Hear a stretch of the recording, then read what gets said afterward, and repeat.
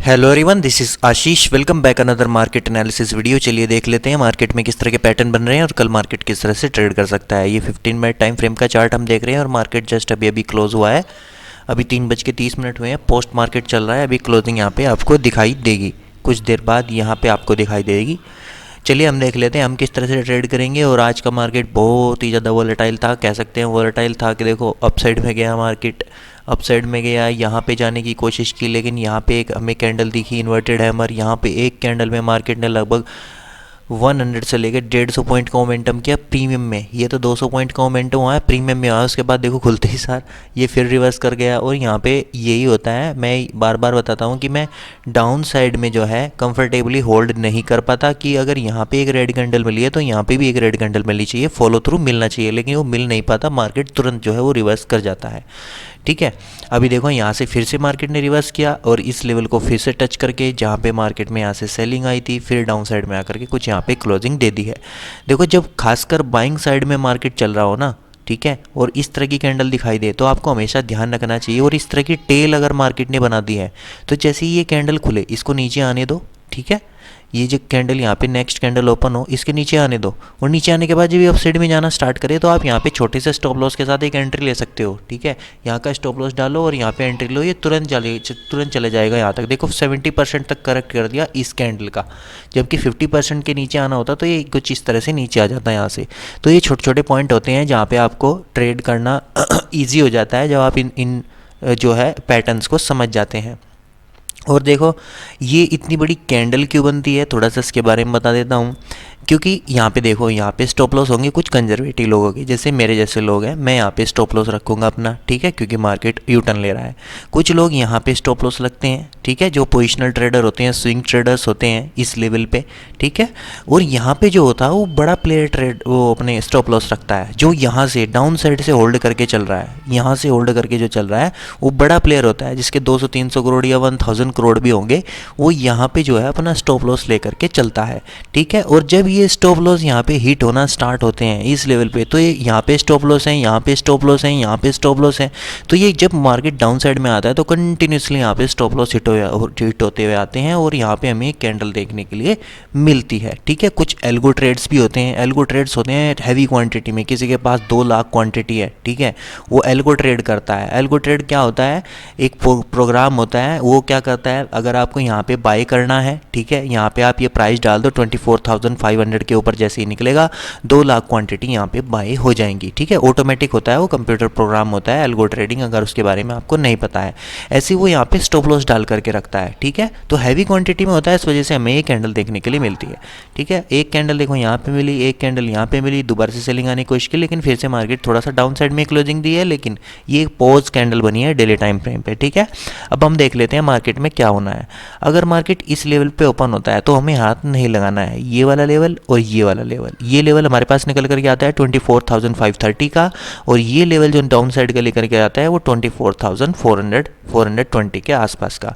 इसके बीच में मार्केट को हमें टच नहीं करना। ठीक है, कल एक्सपायरी भी है मार्केट की, हो सकता है मार्केट कल पोज ले, एक्सपायरी कुछ इस तरह से हमें मिले। ठीक है, तो अगर 1 या 2 ऐसा आपके हिट हो जाए तो वहाँ पे ज़्यादा ट्रेड प्लान नहीं करने हैं, अपने घर निकल जाना है। फिर नेक्स्ट डे आएंगे फ्राइडे को आकर के ट्रेड करेंगे।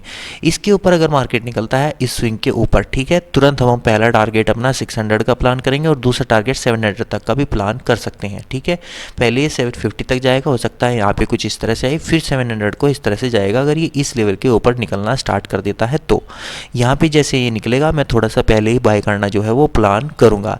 अगर डाउन साइड का टारगेट है, डाउन साइड में अगर निकलना स्टार्ट करेगा तो देखो डाउन साइड में मैं कम क्वांटिटी के साथ ट्रेड प्लान करूँगा। पहला टारगेट ये वाला रखूँगा जो डे लो का होगा 24,350-360 का, और सेकंड टारगेट फिर हम अपना यहाँ तक का प्लान करेंगे 24,280 का टारगेट, ये वाला। बस यहाँ तक का हम डाउन साइड में टारगेट प्लान करेंगे। अभी डाउन साइड के टारगेट प्लान नहीं कर सकते। एक डेली टाइम फ्रेम में अगर मार्केट कुछ इस तरह से क्लोजिंग दे देता है तो फिर हम अग्रेसिवली जो है वो अपने ट्रेड डाउन साइड में प्लान कर सकते हैं। गैप अप अगर मार्केट खुलेगा सिमिलर प्लान रहेगा। यहाँ पे अगर गैप अप ओपन होता है तो मैं पहले सेलिंग के लिए प्लान करूँगा। ठीक है, यहाँ तक एक ट्रेड प्लान करूँगा, पहला टारगेट ये वाला रखूँगा और सेकंड टारगेट यहाँ तक का प्लान करूँगा। उसके बाद अगर मार्केट गैप अप अगर ओपन हो गया और यहाँ पे आ गया तो फिर मार्केट इसी लेवल पे बना रहेगा। ठीक है, फिर हम यू टर्न के लिए प्लान नहीं करेंगे, बस यहाँ पे अपना प्रॉफिट जो है वो बुक कर लेंगे और बुक करके फिर नेक्स्ट डे आएंगे। ठीक है, क्योंकि यहाँ पे क्या होगा, फिर कॉल और पुट शॉर्ट हो जाएंगे और मार्केट इसी के बीच जो है वो बना रह सकता है।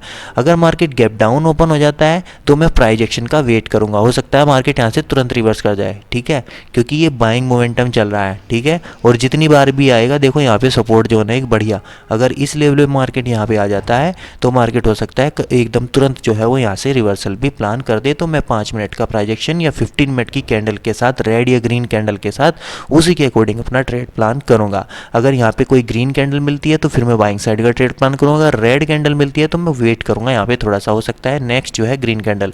ओवर एंड ऑल क्या करेंगे हम, यहाँ पे अपना प्राइजेक्शन के अकॉर्डिंग ट्रेड प्लान करेंगे। चलिए बैंक निफ्टी देख लेते हैं। ये अगर आप देखेंगे तो डेली टाइम फ्रेम पे यहाँ पे एक पोज कैंडल हमें दिखाई देगी कुछ इस तरह से। देखो ये पोज कैंडल बनी हुई है, जैसा हमने कल डिस्कस किया था कि यहाँ पे एक प्राइजेक्शन बनता हुआ हमें दिखाई दे रहा है, तो कुछ इस तरह से प्राइजेक्शन बनेगा, ये डब्ल्यू पैटर्न की तरह। और देखो ये हायर लेवल पे वेट कर रहा है इस लेवल पे। ठीक है, यहाँ पे अगर 2-3 पोज लिया मार्केट ने तो फिर ये अपसाइड में ब्रेकआउट देगा और अपसाइड में हमें बड़े टारगेट देखने के लिए मिल सकते हैं। पहला टारगेट हमारा जो होगा 24,670-650 ये वाला टारगेट होगा, और दूसरा टारगेट फिर 25,200-100 ये वाले टारगेट देखने के लिए मिल सकते हैं।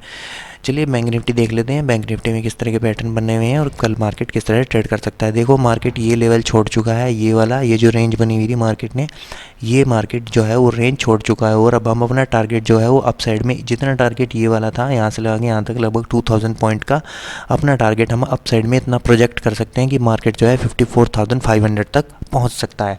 और मार्केट यहाँ से निकलना स्टार्ट हो गया है और ये साइन है मार्केट गैप अप खुलते हुए अपसाइड में निकलना स्टार्ट कर देगा। और बैंक निफ्टी एक दिन में ही 1000-2000 पॉइंट मोमेंटम करने की जो है पोटेंशियल लगता है। तो इसलिए इसमें जितना हो सके आप उतना यहाँ पे अपना प्लान कर सकते हैं बाइंग साइड में। देखो यहाँ पे भी एक बड़ी सी कैंडल हमें देखने के लिए मिली, लेकिन मार्केट ने क्या किया एग्जैक्टली फिर यहाँ पे तुरंत जो है रिवर्सल कर गया मार्केट।